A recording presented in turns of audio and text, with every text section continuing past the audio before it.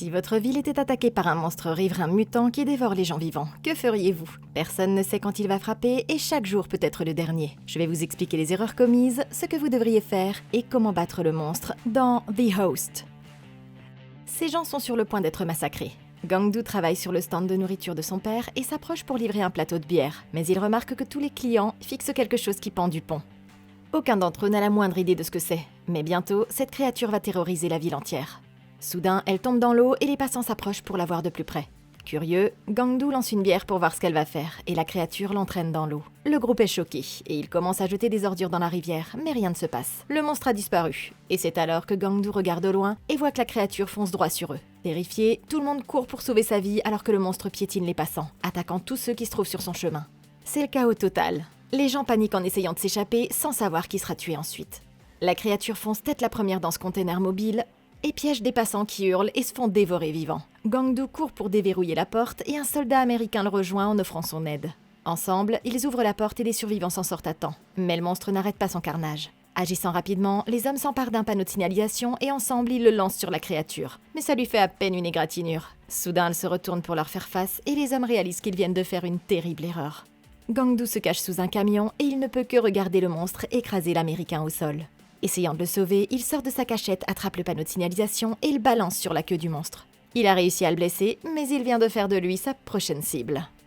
Ok, c'est effrayant. La créature ne fait pas que manger les gens vivants, elle est aussi très énervée. Frapper sa queue était une énorme erreur, mais si Gangdu avait les idées claires, il aurait compris qu'il était en danger dès le début. Toute personne dotée d'un cerveau sait que rien dans le règne animal ne correspond à cette description, et il est évident que nous devons en rester aussi éloignés que possible. Maintenant, si on observe son comportement, on peut dire que cette chose s'en prend intentionnellement aux gens, et ça signifie qu'elle est beaucoup plus susceptible de se diriger vers les foules les plus denses, où elle sait qu'elle aura une meilleure chance de manger quelqu'un. C'est pourquoi, au lieu de courir avec la foule, l'instinct de survie le plus intelligent à suivre ici, ce serait de se séparer de la foule pour ne pas faire de nous une cible facile. Si c'était moi, je crierais à tout le monde de monter sur le flanc de la colline ici, précisément parce qu'il sera beaucoup plus difficile pour eux de s'enfuir.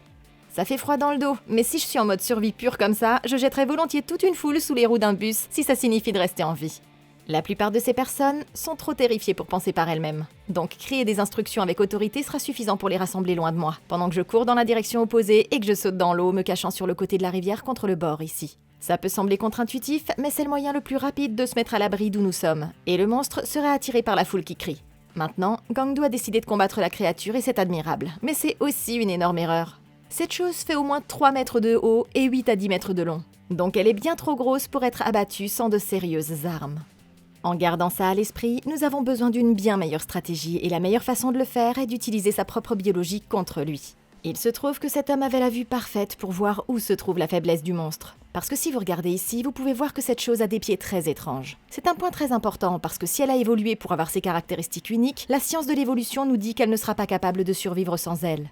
Un des meilleurs exemples de tout ça, c'est le basilic vert qui marche sur l'eau. Ces créatures avaient besoin d'un meilleur moyen d'attraper les insectes qui planent au-dessus de la rivière, et grâce à l'évolution, leurs pieds ont été parfaitement conçus pour ça. À en juger par la forme du pied de cette créature, elle a de longues arches ici, ce qui la rend fortement dépendante de cette partie du pied pour garder son équilibre.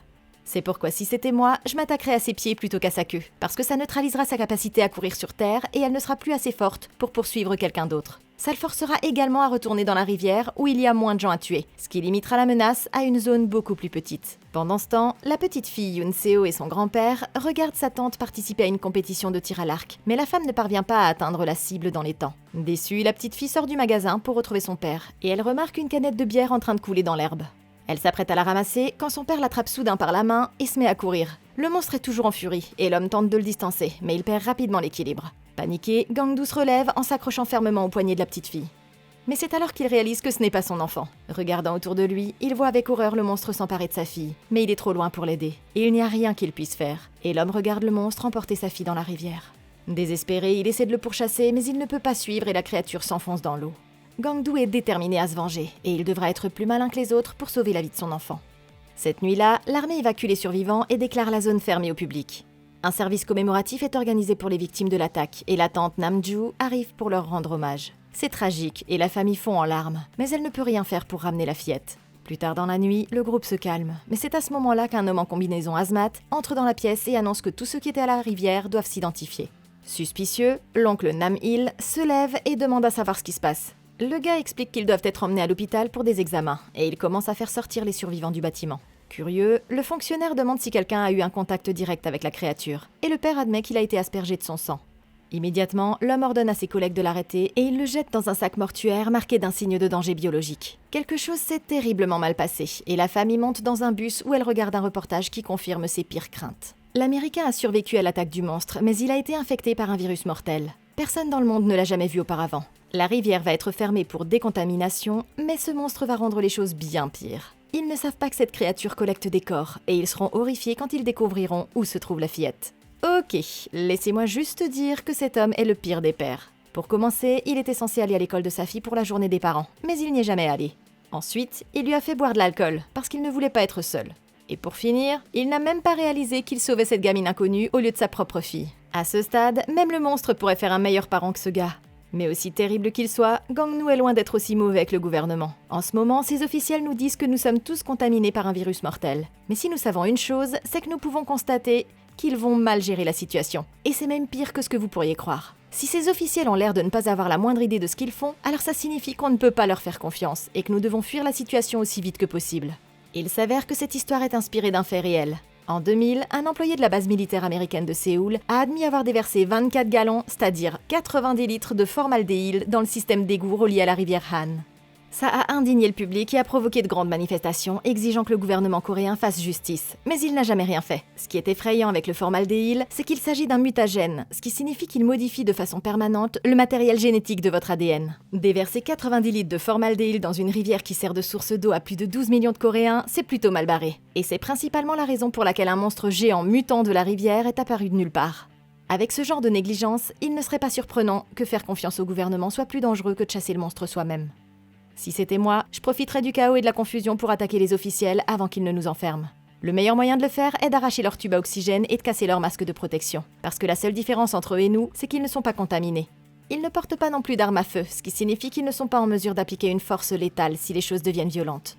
Au lieu de ça, ils feront tout ce qu'ils peuvent pour boucher les trous d'aération pour ne pas être contaminés, ce qui nous permettra de nous échapper du bâtiment avant qu'il ne soit trop tard. À l'hôpital, l'homme se prépare à aller se coucher quand il reçoit un appel d'un numéro inconnu. C'est sa fille. La petite fille lui révèle qu'elle a été emmenée dans un égout géant. Mais avant qu'elle ne puisse en dire plus, la batterie est morte. L'homme ne sait pas quoi faire, mais sa famille a tout entendu et ils vont risquer leur vie en traquant cette créature. Le lendemain matin, une équipe de nettoyage s'arrête près de la rivière quand l'un d'eux remarque quelque chose sur la route. Descendant du camion, il ramasse de l'argent par terre et se dirige vers le véhicule. Mais soudain, le monstre de la rivière surgit de nulle part et l'attaque. Il prend les hommes dans sa tanière et les place dans un drain rempli de cadavres avant de partir rapidement à la recherche de plus de nourriture. C'est alors que cette fille sort d'un trou dans le mur. La fille est encore en vie et elle tente de réveiller l'homme. Mais il se met à trembler de façon incontrôlable et meurt sur place.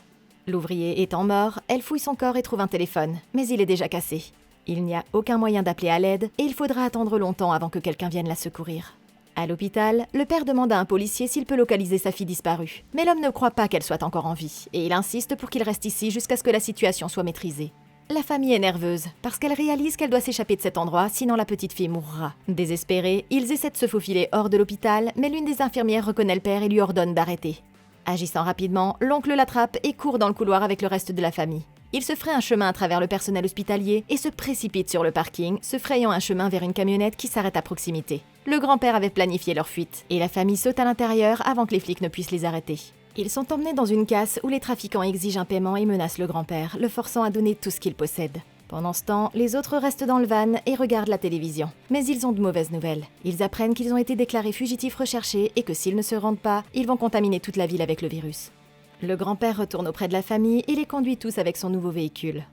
On leur a donné des armes et des déguisements pour qu'ils puissent passer le contrôle militaire et chasser eux-mêmes le monstre de la rivière, pour sauver la petite fille. Mais ça va être beaucoup plus difficile qu'ils ne le pensent. La famille traverse un tunnel menant à la rivière Han et passe toute la nuit à fouiller les égouts à la recherche de la fillette disparue. Mais il n'y a aucun signe d'elle nulle part.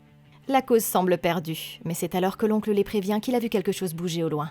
Terrifiés, les hommes sortent leurs armes et soudain la femme sent un liquide tomber sur son épaule. La famille braque immédiatement ses armes et tire, mais elle s'arrête quand elle réalise rapidement qu'il ne s'agit que d'eau s'écoulant d'un tuyau.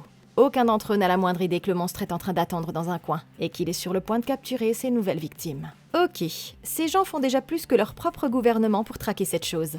Maintenant, ils avaient un bon plan pour s'échapper, mais ça semblait aussi trop facile. Un seul agent de sécurité a essayé de les arrêter, ce qui nous indique que personne ne prend ça aussi sérieusement qu'il le devrait. Plutôt, l'officier de police ne pouvait pas accepter que la fille de l'homme les appelle depuis la tanière du monstre, ce qui est incroyablement stupide. Cet appel téléphonique est la meilleure piste qu'ils aient pour trouver le monstre, et ça prouve que les autorités sont plus intéressées par le contrôle de la population que par toute autre chose. Maintenant, même si la fille a appelé, nous allons avoir besoin d'un plan solide pour trouver où ce monstre pourrait se cacher. Pour commencer, le fleuve Han fait environ 490 km de long, ce qui en fait une très grande zone de recherche. Mais nous avons de bonnes raisons de croire que le monstre restera près de la population dont il se nourrit. Ça maintient nos recherches dans les limites de la ville. Mais il y a un autre indice qui nous dit exactement où il pourrait être. Si c'est un animal muté du fleuve Han, alors savoir quelle créature c'était à l'origine nous aidera à prédire ce qu'il va faire ensuite. Le monstre ressemble beaucoup à un tétard, dont les membres poussent généralement à la fin de son développement. C'est absolument terrifiant parce que ça signifie qu'il n'est même pas encore adulte et qu'il va devenir de plus en plus dangereux au fur et à mesure qu'il grandira. Puisque ce cycle de vie correspond aux caractéristiques de ce monstre, nous devons nous attendre à ce qu'il se cache dans le même environnement que celui des amphibiens. Donc il est probable qu'il soit sous les ponts et les systèmes de drainage le long de la rivière. C'est pourquoi si c'était moi, je demanderais à tout le monde de se séparer et de commencer les recherches depuis le pont de Mapo, où la fille a été kidnappée, et en vérifiant toutes les voies d'eau menant au pont de Banpo. La dernière fois que Gandu a vu la créature, elle se dirigeait vers l'est dans la rivière. Donc en cherchant dans cette direction, on aura plus de chances de la trouver. Pendant ce temps, au bord de la rivière, ses frères s'introduisent chez un marchand pour voler de la nourriture et partent rapidement pour ne pas se faire prendre. Mais quelques instants plus tard, le grand frère aperçoit quelque chose au loin. Le monstre de la rivière se balance depuis le pont et il fonce droit sur eux. Terrifiés, les enfants s'enfuient aussi vite qu'ils le peuvent et retournent vers le magasin. Mais il est trop tard. Alors que le monstre retourne vers sa tanière, la fille l'entend arriver et se couche rapidement sur le sol en faisant semblant d'être morte. Il place les enfants dans la fosse et ignore la fillette avant de quitter les égouts. Mais une fois que la voie est libre, Yunseo se précipite. Elle essaie de les réveiller et elle est soulagée de constater que le petit garçon est toujours en vie. La fillette vérifie s'il va bien, mais soudain, voilà que le monstre revient. Et elle s'allonge sur le sol, gardant l'enfant silencieux tandis que la créature regarde dans la fosse. Cette chose est bien plus intelligente qu'il n'y paraît, et elle ne tardera pas à réaliser que ses enfants sont toujours en vie. Pendant ce temps, la famille trouve le petit magasin où les frères ont fait un raid plus tôt. Ils prennent un moment pour se reposer. Ils sont tous épuisés par la recherche et les frères et sœurs s'endorment rapidement. Mais c'est alors que Gangdu se réveille, prévenant le grand-père qu'ils sont observés. Ils peuvent voir la créature au loin, et le vieil homme vise soigneusement avec son arme. Il a un bon angle de tir, et il décide de tirer. Mais ça ne fait que rendre le monstre furieux. La créature fonce droit sur eux et s'appuie sur le petit bâtiment, le faisant basculer sur le côté. En visant encore, le grand-père tire rapidement sur le monstre au visage. Et étonnamment, il tombe au sol. Il sort du bâtiment et va vérifier s'il est encore en vie. Il trouve la créature respirant lourdement dans l'herbe. Elle semble trop blessée pour s'échapper. Mais c'est alors que l'oncle s'approche et lui tire dessus avec son arme. Immédiatement, la créature se retourne sur le ventre et s'enfuit. Poursuivant le monstre, la famille ne peut pas suivre et continue à tirer avec leurs armes jusqu'à ce qu'il n'ait plus de balles. C'est alors qu'ils voient une escouade de soldats courir vers eux, tandis que la créature saisit sa chance et plonge dans la rivière. Ils ont perdu leur chance de la chasser. Mais le grand-père dit à ses fils de retourner au camion pendant qu'il continue à chasser le monstre tout seul. Gangdu lui tend son arme, pensant qu'il lui reste encore une balle. Mais le vieil homme n'a aucune idée qu'il est sur le point de faire la plus grosse erreur de sa vie. Ok, cette famille a complètement oublié pourquoi elle est ici. Ils ont réussi à trouver la créature, mais la tuer ne devrait pas faire partie de la stratégie. La seule raison pour laquelle ils ont échappé à la quarantaine était de trouver la petite fille. Mais tuer cette chose ne les aidera pas à découvrir où elle est retenue. La chose la plus intelligente à faire, c'est de rester caché et d'attendre tranquillement qu'il retourne dans sa tanière pour pouvoir le suivre jusqu'à la fille. Maintenant, si on n'avait vraiment pas d'autre choix que de devoir tuer cette chose, alors eux s'y prennent complètement de la mauvaise façon. Tout d'abord, il est extrêmement difficile de tirer avec une arme à feu en courant, parce que ça réduit votre capacité à viser avec précision. Deuxièmement, ces personnes avaient une occasion rare de tendre une embuscade à cette créature, mais au lieu de ça, le frère a tiré sur elle tout seul. Si c'était moi, j'insisterais pour que nous nous organisions en une ligne de tir pour lui tirer dessus ensemble dans la partie la plus vulnérable de son corps. Et puisqu'elle est allongée sur le sol sans bouger, je viserai les yeux. Ça limite sévèrement sa capacité à nous attaquer. Et même si nous ne parvenons pas à tuer la créature, il est fort probable qu'elle retournera dans sa tanière, nous menant directement à la petite fille. Yunseo est la personne la plus courageuse de tout le film. Au lieu d'abandonner, elle s'occupe de ce garçon blessé en essayant de l'aider à se sentir en sécurité. Elle fait preuve d'une grande force mentale. Mais le problème, c'est qu'elle n'utilise pas son temps efficacement. Pour l'instant, nous ne savons pas combien de temps nous allons rester coincés ici, et nous devons supposer que personne ne va venir nous aider. En gardant ça à l'esprit, nous devons utiliser tout notre temps pour trouver un plan d'évasion. À en juger par sa taille, ces murs semblent faire environ 5 mètres de haut, et il n'y a pas de crevasse ou de fissure à escalader. La bonne nouvelle, c'est que ce monstre nous apporte des cadavres comme ressources, et puisque c'est tout ce que nous avons pour travailler, nous devons trouver un moyen de les utiliser pour nous échapper. Plus tard, Yunseo va trouver un moyen génial de sortir de l'antre de ce monstre en fabriquant une corde avec leurs vêtements. C'est la stratégie qui révèle un QI très élevé pour une petite fille aussi jeune. Mais il y a un petit problème. Même si les vêtements sont fabriqués dans un matériau extrêmement résistant, tout le poids de votre corps sera appliqué directement sur les coutures, là où chaque segment de tissu est cousu ensemble. Et si votre poids est placé sur les parties les plus faibles du vêtement, celui-ci se déchirera avant même que vous n'ayez atteint le sommet. Maintenant, ça vaut quand même le coup d'essayer. Mais si ça ne marche pas, je me contenterai d'utiliser les cadavres eux-mêmes. Il semble qu'il y ait environ 6 personnes que la créature a ramenées, et chacune d'entre elles devrait avoir une épaisseur moyenne d'environ 30 cm. Donc si c'était moi, j'essaierais de les empiler contre le coin du mur et d'écarter leurs membres pour élargir la base. Ça nous donnera une pile qui atteindra environ 2 mètres de haut. Et si on grimpe sur leur corps, ça pourrait être assez haut pour pouvoir sortir. Comme les deux côtés du mur supporteront le tas, il y a moins de chances qu'ils se renversent. Et avec la fille qui rajoute 1,50 m par-dessus, il ne restera qu'1 mètre. C'est juste assez pour pousser ce garçon par-dessus le bord et l'aider à s'échapper. C'est évidemment une stratégie risquée parce qu'ils peuvent perdre l'équilibre et tomber, ou alors le monstre peut revenir sans prévenir. Mais en vérité, c'est toujours mieux que d'attendre d'être secouru. Et si on ne fait pas tout ce qu'on peut pour s'échapper, alors on est déjà mort. Le monstre sort de l'eau et le grand-père essaie de tirer avec son arme, mais il se rend compte qu'il n'a plus de munitions. Se retournant, il fait signe aux autres de partir, mais la créature le renverse. Les frères et sœurs ne peuvent que regarder le monstre s'emparer de leur père et le fracasser brutalement contre le sol. Le monstre plonge dans l'eau et nage rapidement vers sa tanière avant que Gandu ne se précipite vers l'homme, essayant désespérément de le réveiller. Mais il est trop tard. Il est déjà mort, et ils n'ont d'autre choix que de l'abandonner s'ils veulent s'échapper. Entendant les soldats s'approcher, le père s'enfuit. Mais quand il se retourne pour voir le corps du grand-père gisant mort, il est submergé par la culpabilité. Tout est de sa faute, et il se précipite pour se rendre. Les hommes annoncent qu'ils ont capturé l'un des fugitifs et ils emmènent le père en quarantaine. Plus tard dans le journal, on apprend que la famille de Gandu est toujours en liberté, et comme on pense qu'ils sont infectés, ils sont maintenant les personnes les plus recherchées du pays. Pour éviter une pandémie, le gouvernement n'a d'autre choix que d'utiliser un système d'armes chimiques appelé l'agent jaune, qui détruira toute bactérie porteuse du virus mortel.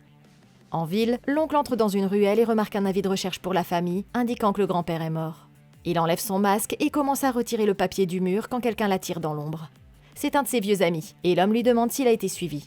Nam-il insiste sur le fait que personne ne l'a vu. Et une fois que son ami est sûr qu'ils sont en sécurité, il l'emmène dans un immeuble de bureau voisin.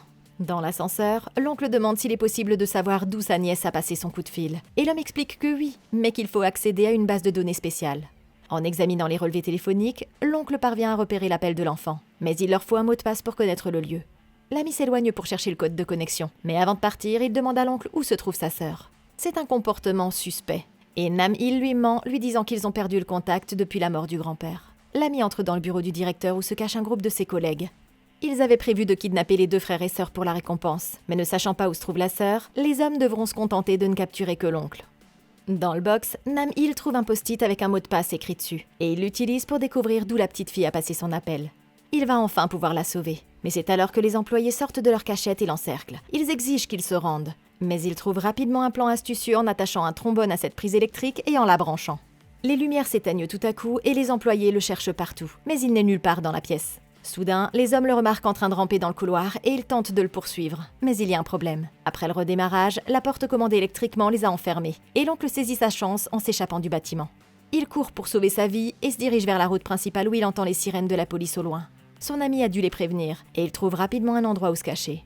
Quelques instants plus tard, ils arrivent et se déploient pour traquer le fugitif. Mais ils ne savent pas qu'il est déjà sous le viaduc, s'assurant qu'il ne sera pas retrouvé. Épuisé, il envoie à la tante l'emplacement de la fillette et s'évanouit sur place, espérant que quelqu'un pourra la sauver avant qu'il ne soit trop tard. Ok, ce type a eu de la chance. Son ami a réussi à l'aider à localiser sa nièce, mais il était bien trop risqué de le rencontrer en personne. En ce moment, chaque membre de sa famille a une prime de 15 000 $ sur sa tête. Et s'il y a une chose sur laquelle on peut compter, c'est que quand les choses sont désespérées, les gens sont prêts à faire n'importe quoi pour de l'argent.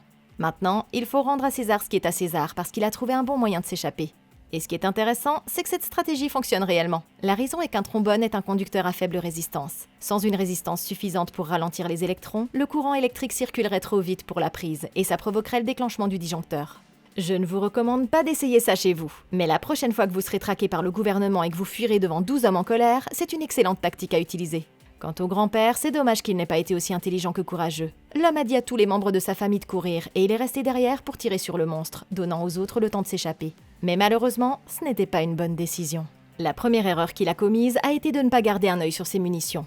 Si vous devez risquer votre vie pour sauver celle de quelqu'un d'autre, vous devez vous assurer que le plan fonctionnera parce que sinon, vous vous sacrifierez pour rien.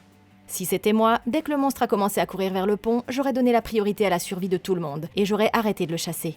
Poursuivre cette créature n'est pas une bonne idée parce qu'il y a un instant, elle a essayé de faire la morte. Ça signifie qu'elle nous teste pour voir comment nous réagissons et ça prouve que cette créature est beaucoup plus intelligente qu'on ne le pense. En gardant ça à l'esprit, il est fort possible qu'au lieu de nous pourchasser, il nous attire. Donc nous ne pouvons pas seulement l'attaquer, nous devons être aussi plus malins que lui.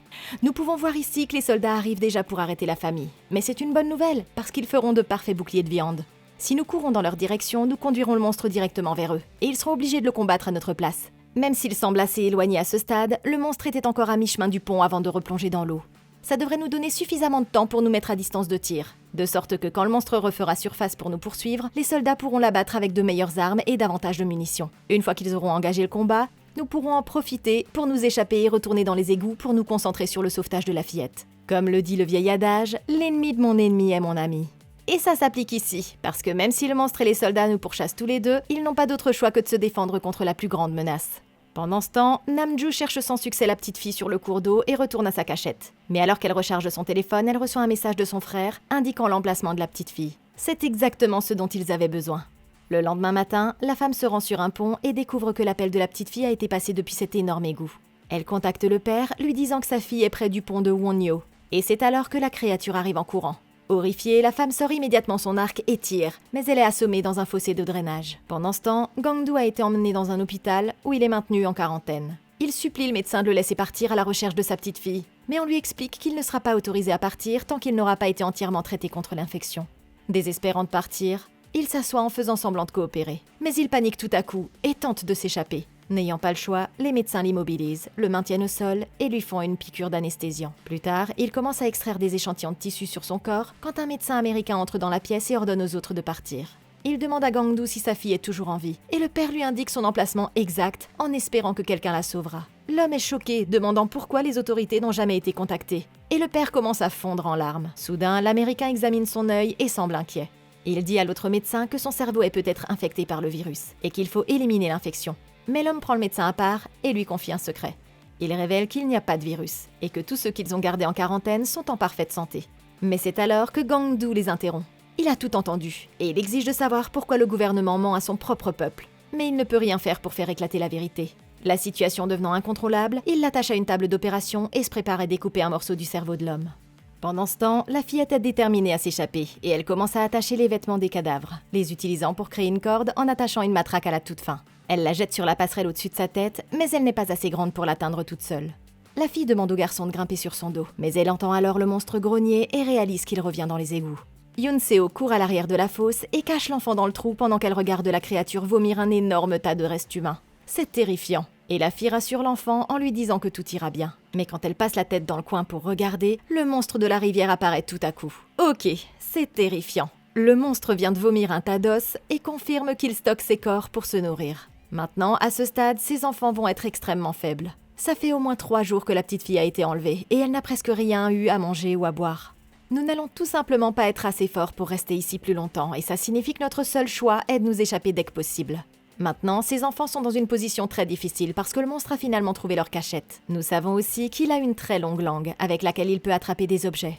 Comme nous sommes la seule chose à l'intérieur de Stro, il n'aura aucun problème à l'utiliser pour nous faire sortir de notre cachette et nous amener directement dans sa bouche. C'est terrifiant. Mais aussi effrayant que ça puisse paraître, ça pourrait être une bénédiction déguisée.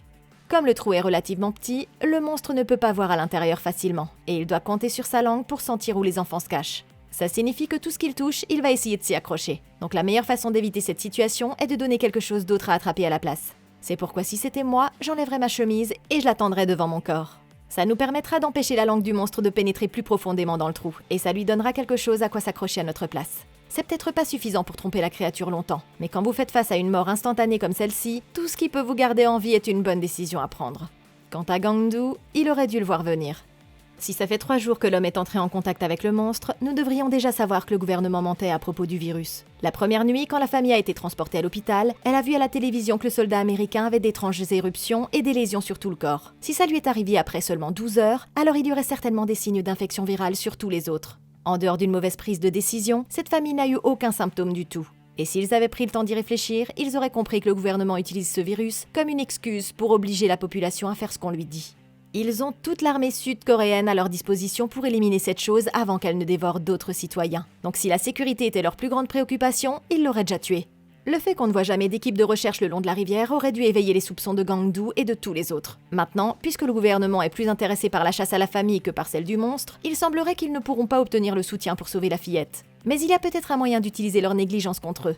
Depuis que l'oncle a réussi à tracer son appel, on a une assez bonne idée de l'endroit où la fille est retenue. Donc si c'était moi, je donnerais un tuyau anonyme selon lequel les membres de la famille infectée se cachent dans les égouts, sous le pont de Wonyo. Si le plan fonctionne, alors les hommes armés vont se montrer et entrer dans les égouts. Ils trouveront alors le monstre et n'auront d'autre choix que de l'attaquer. À l'hôpital, les médecins traitent les blessures chirurgicales du père, mais il semble complètement insensible. Soudain, il les surprend et saisit la femme, la prenant en otage, tandis qu'il menace de les asperger de son sang infecté.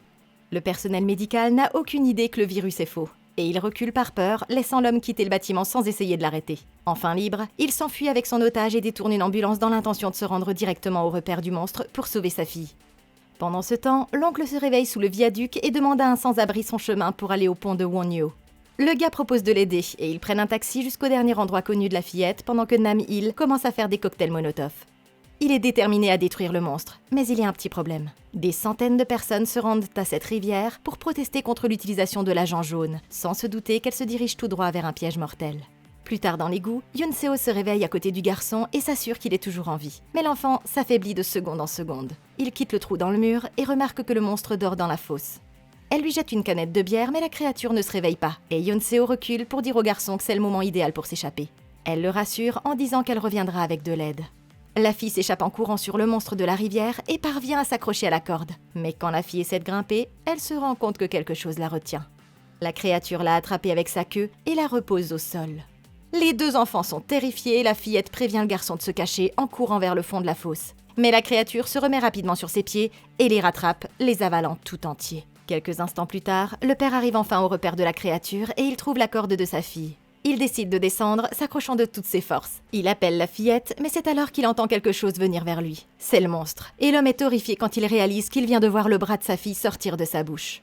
Pendant ce temps, à l'extérieur, la tante Nam-ju se réveille et s'extirpe du fossé. Elle est sur le point d'aller dans les égouts, mais se cache rapidement derrière un pilier alors que le monstre commence à se diriger vers tous les manifestants qui se sont rassemblés sur le bord de la rivière. Ok, la créature vient de gober la fille de cet homme et on ne sait pas si elle est vivante ou morte. En tant que père, c'est une situation terrifiante, mais c'est aussi un peu de sa faute. La fille a eu l'intelligence de vérifier si le monstre dormait, mais si elle avait pris le temps de réfléchir, elle aurait compris que c'était un piège. La créature a déjà trouvé où les enfants se cachaient, et comme on ne l'avait jamais vu dormir comme ça, la seule explication était qu'il attendait qu'on sorte.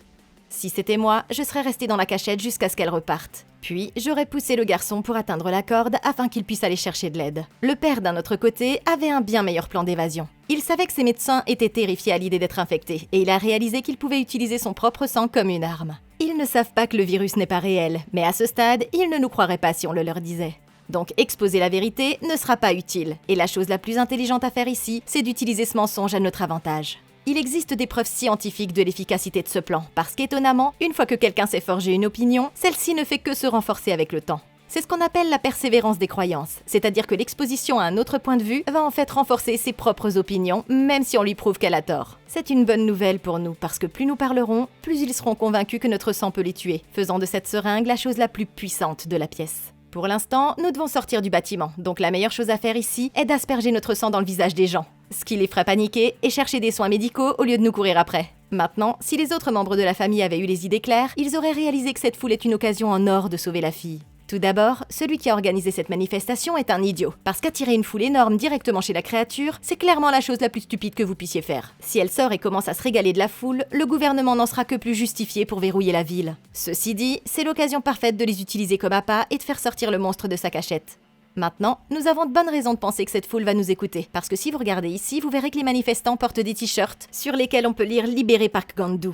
C'est un signe clair que ces gens nous soutiennent. Alors je demanderai un mégaphone et je ferai autant de bruit que possible pour attirer secrètement le monstre.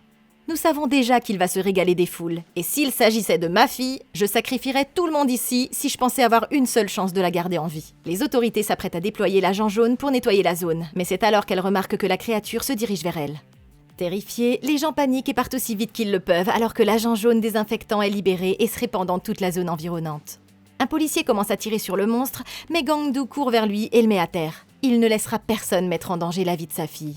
Mais il remarque soudain que la créature a du mal à respirer. Il réalise qu'elle ressent les effets du produit et agit rapidement, forçant la bouche du monstre à s'ouvrir pour en sortir sa fille. Mais il est trop tard, elle est déjà morte. Et il l'emporte avec lui, le cœur brisé de ne pas avoir pu sauver un autre membre de sa famille.